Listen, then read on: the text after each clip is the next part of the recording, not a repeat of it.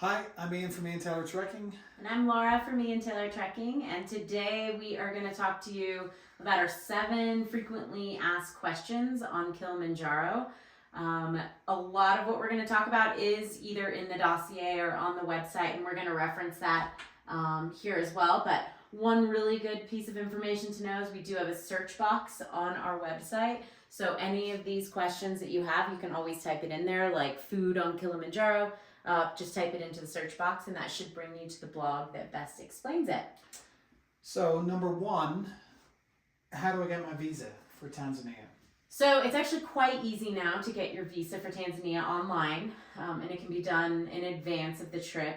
It generally takes about 2 weeks to get the visa back from the embassy, but on the dossier you'll see all the information that you need to do this. For U.S. citizens, it's $100. For most other nationalities, it is $50.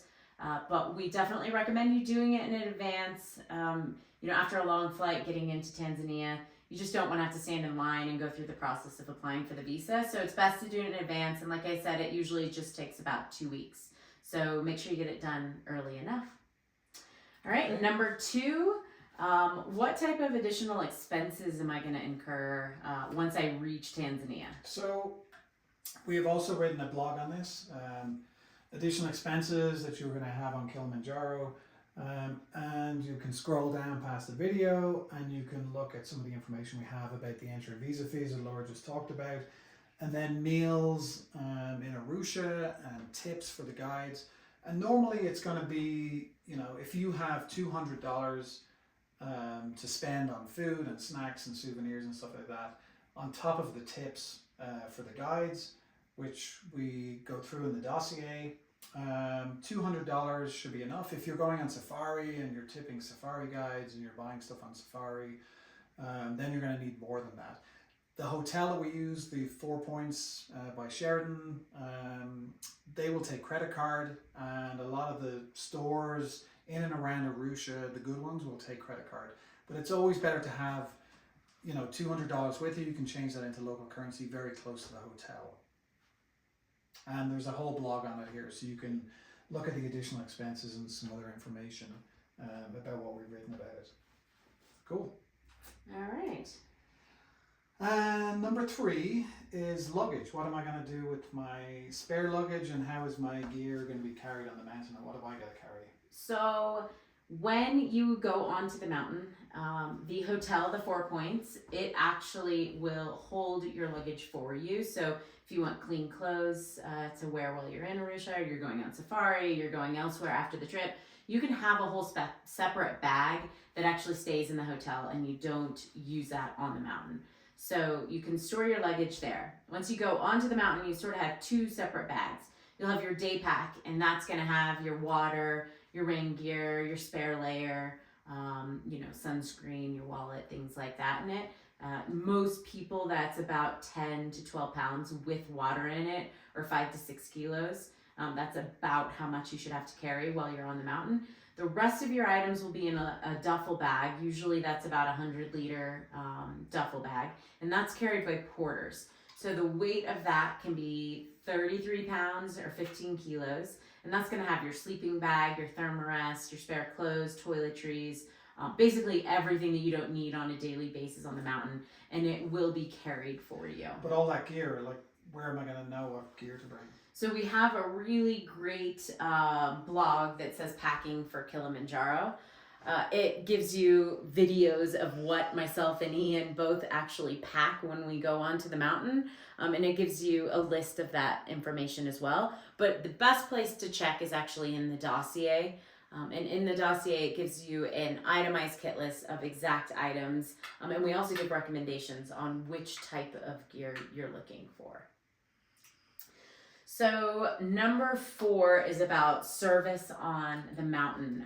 If my family wants to get in touch, or if they want to see photos of me, how does that work on the mountain?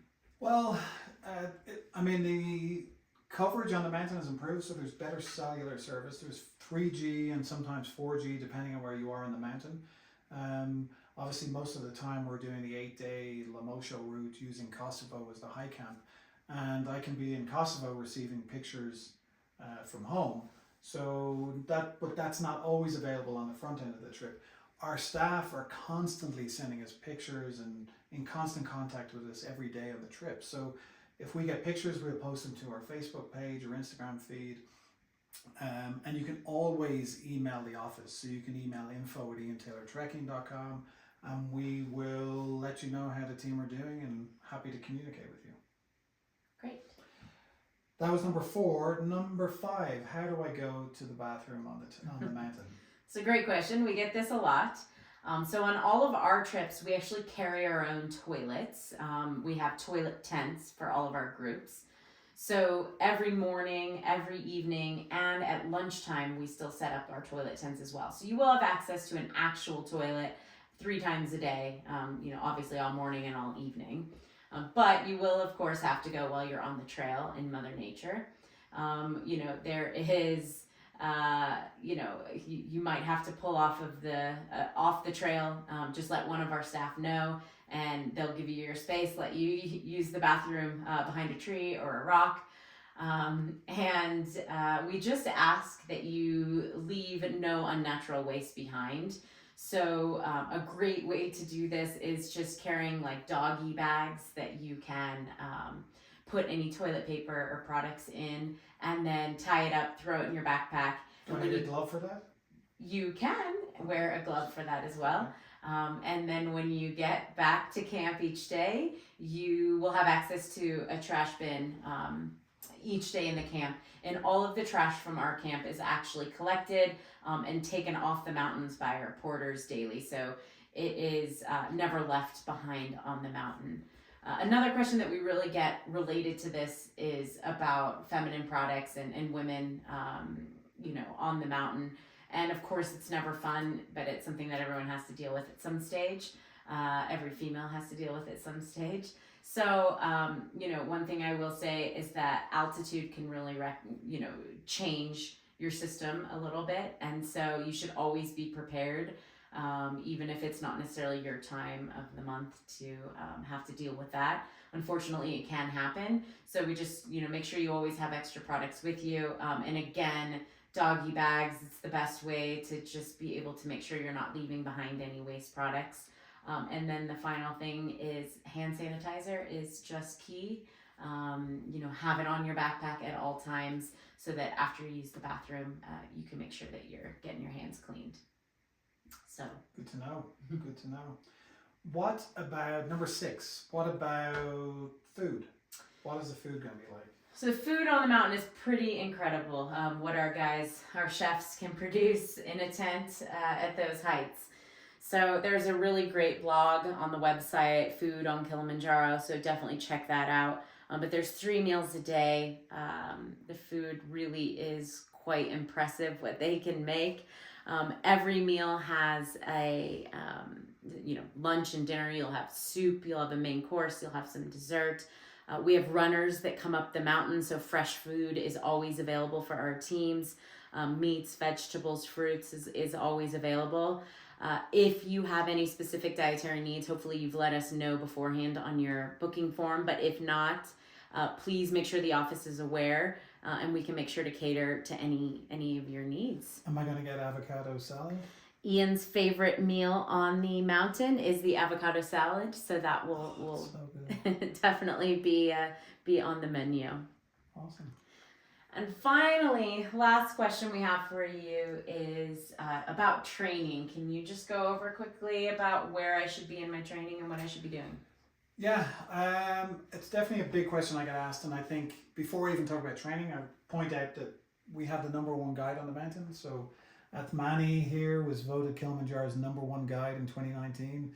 Works for us full time on the ground in Arusha, and is an amazing guy. So hopefully, if we're not there, he is leading your trip. But training, I've written a whole blog about training, and I have a video about training. And I put up keys to success, and then I have like a step-by-step kind of approach, getting a fitness test, understanding the heart rates you should be training in, the specific terrain involved in Kilimanjaro, so you can understand the terrain, you can understand the elevation gains, how do you train for the downhill, and what sort of gym training you should be doing. All of this is on the page, but in reality, I've been up Kilimanjaro over 40 times. It is not a walk in the park. It is tough, it is hard, especially high on the mountain. Like exercising at sea level, on a Stairmaster and a treadmill and going up and down hills. Really, when you go and factor in the lack of oxygen and carrying weight on your backpack for 8 days in a row, and some of the downhill is even harder. So going from the summit down from 19,000 feet to like 10,000 feet, and then finishing the next day, you're back at the gate at 5,000 feet. So it's really, really tough climb. And Laura's been up there 8 times. It's I cannot underestimate the amount of training you should be doing. If I'm training 6 days a week and preparing for Kilimanjaro, carrying weight, building up the weight that I carry, building up the time that I train, you should be doing the same, if not more. So we are available to talk about training. Kilimanjaro's #1 guide is waiting for you, but if you want to talk to us at any time about any of these questions or other questions you have, feel free to email us. It's info@iantaylortrekking.com, and we'd love to hear from you. Thank you. See you soon.